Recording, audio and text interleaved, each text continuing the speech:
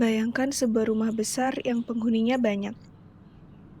Semua orang akan punya akses ke banyak ruangan, barang, dan uang belanja.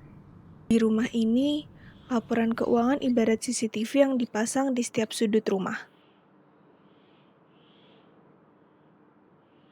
Kalau CCTV nyala dan jelas, semua gerakan akan terekam.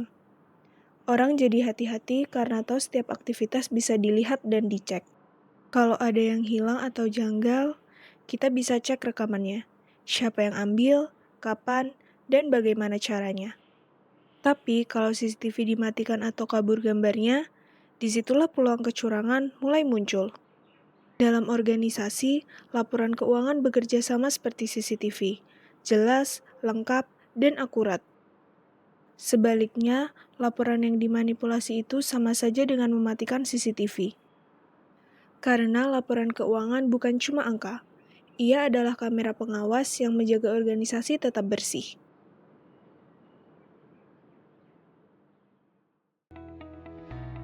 Laporan keuangan memiliki posisi strategis dalam memperkuat transparansi dan mencegah praktik korupsi di organisasi publik maupun privat. Dengan menyajikan informasi yang dapat diuji dan dipertanggungjawabkan, laporan keuangan memungkinkan publik melihat bagaimana sumber daya dikelola dan apakah keputusan manajemen mencerminkan integritas. Di Indonesia, banyak skandal korupsi besar terjadi karena informasi keuangan dikelola secara tertutup atau dimanipulasi, memperlihatkan betapa pentingnya pelaporan yang transparan untuk menjaga akuntabilitas.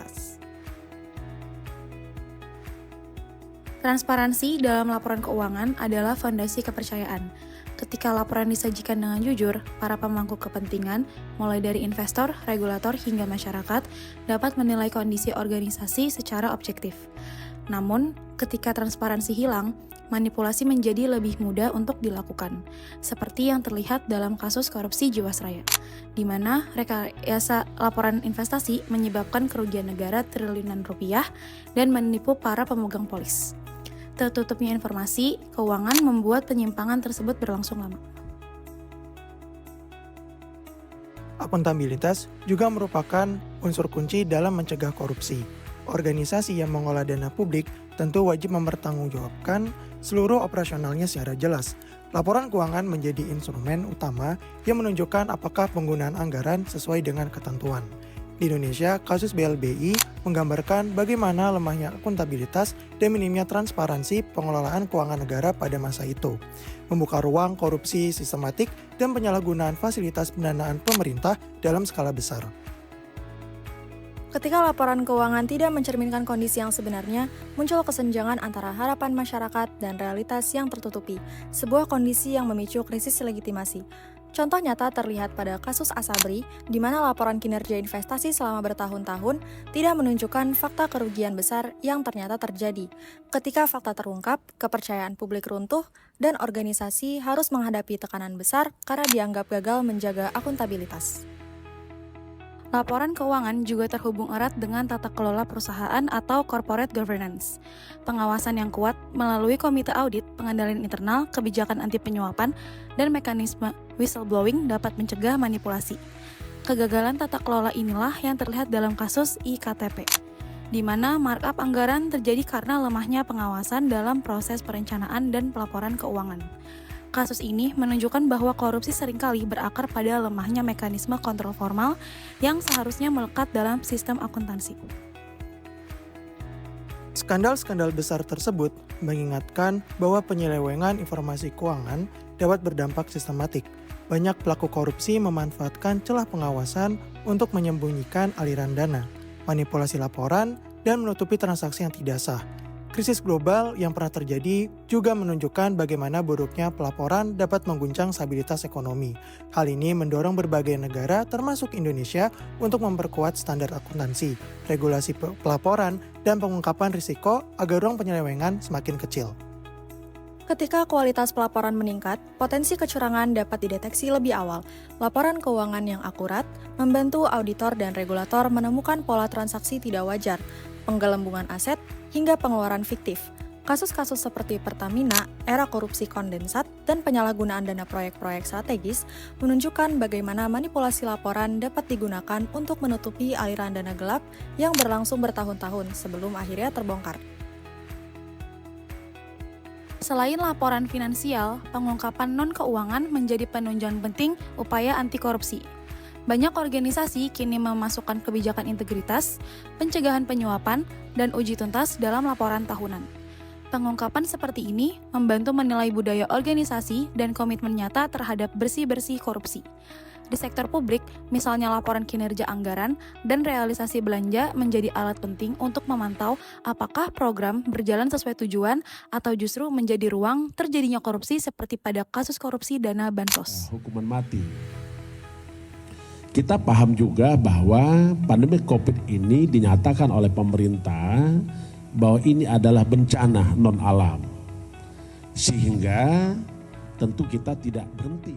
Media juga berperan besar dalam memperkuat mekanisme transparansi. Liputan investigasi mengenai kasus seperti IKTP dan Jiwasraya menunjukkan betapa kuatnya dampak sorotan publik terhadap kualitas pelaporan. Ketika penyimpangan keuangan diangkat ke ruang publik, organisasi terdorong untuk memperbaiki transparansi dan meningkatkan pengungkapan. Tekanan reputasi ini menjadikan media bagian dari ekosistem pengawasan yang efektif. Namun, perlu disadari bahwa tidak semua organisasi mengungkapkan informasi secara jujur. Ada yang melakukan symbolic disclosure yang sekedar menampilkan citra baik dalam laporan tanpa komitmen nyata mencegah korupsi. Karena itu, laporan keuangan harus didukung audit independen, pemeriksaan regulator, serta evaluasi yang melibatkan publik. Tanpa mekanisme pengawasan tersebut, laporan keuangan dapat berubah menjadi alat legitimasi palsu yang justru menutupi penyimpangan, sebagaimana terlihat pada berbagai BUMN yang tersandung kasus korupsi akibat lemahnya verifikasi eksternal. Bahaya terbesar muncul saat pihak yang berkuasa memiliki kendali penuh atas informasi. Manipulasi laporan untuk menyembunyikan korupsi, penggelembungan anggaran, atau transaksi fiktif dapat terjadi secara sistematis ketika tidak ada pengawasan yang ketat. Sejumlah kasus daerah seperti korupsi anggaran, perjalanan dinas, pengadaan barang fiktif, dan korupsi proyek infrastruktur menunjukkan bahwa ketika kontrol melemah, manipulasi laporan keuangan itu menjadi alat utama para pelaku untuk memperkaya diri. Pada akhirnya, laporan keuangan bukan hanya catatan teknis, tetapi fondasi penting dalam membangun organisasi yang bersih dan bebas korupsi. Dengan pelaporan yang transparan, akuntabel, dan dapat diverifikasi, peluang untuk menyembunyikan penyimpangan semakin berkurang. Transparansi memperkuat kepercayaan publik, menjaga legitimasi, dan membantu menciptakan ekosistem organisasi yang sehat. Di Indonesia, pelajaran dari berbagai kasus korupsi besar memperjelas bahwa kualitas laporan keuangan adalah salah satu benteng utama dalam upaya pencegahan korupsi jangka panjang.